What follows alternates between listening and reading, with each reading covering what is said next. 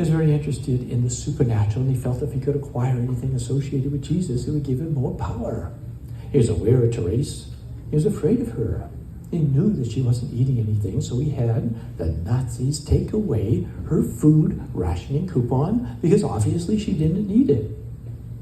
But then he had the Nazis issue a second rationing coupon to her for soap, so she could use that in order to wash these stigmata wounds that were bleeding each week.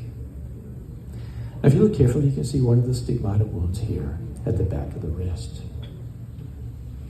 A few years ago, after my presentation, this lady came up to me and she told me, my uncle was one of the priests who would bring communion to Therese. And her uncle had explained to her that when he was administering communion, that the host would fly from his fingers into her mouth, that he didn't physically place the host within her mouth. This is Maria da Costa in Portugal. When she was 14 years old, she jumped out of a window in order to escape an attack by 3 young men in order to maintain her purity. She was injured in that fall, and it resulted in 30 years of paralysis, during which time she relived our Lord's Passion 182 times. Well, the doctors in this town heard this rumor that this woman was surviving on nothing but the Eucharist. They said, well, that's completely impossible. There's not enough nutrition within that little communion host to keep a person alive. All we need to do is to catch whoever is bringing her additional food and water. So they put together a team to monitor her 24 hours a day, 7 days a week, week after week after week. And finally, they had to conclude that it was a miraculous event, that nobody was bringing her anything other than the Blessed Sacrament. But what I really like about Maria is this message that she received from Jesus, in which he told her, I have put you in the world so that you may draw life only from me, to bear witness to the world how precious the Eucharist is.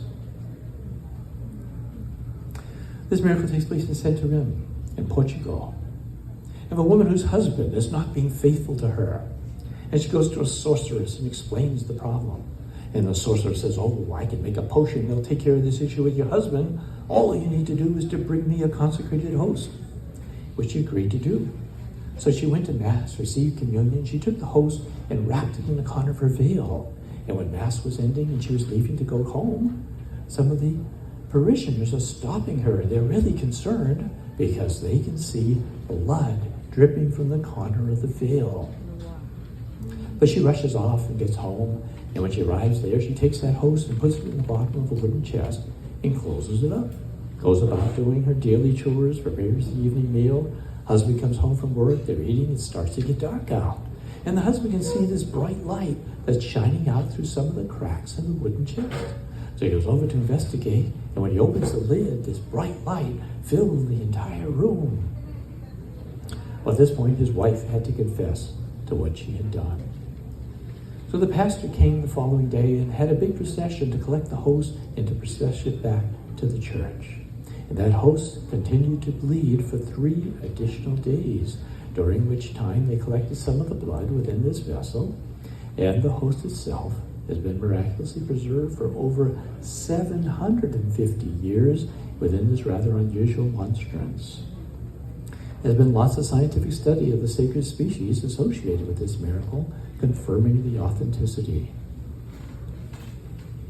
We have a doubting priest. At the moment of the consecration, the crucifix, the corpus on the crucifix, came alive, and it reached out and it took the chalice away from the priest and held it up for several minutes for everyone who was there at Mass to venerate. At the end of which time, the chalice was handed back to the priest, and he finished the Mass. After Mass, he came out, went over to the crucifix, kissed the feet, left the church, and was never seen again. He ended up entering a monastery where he stayed until the time of his death.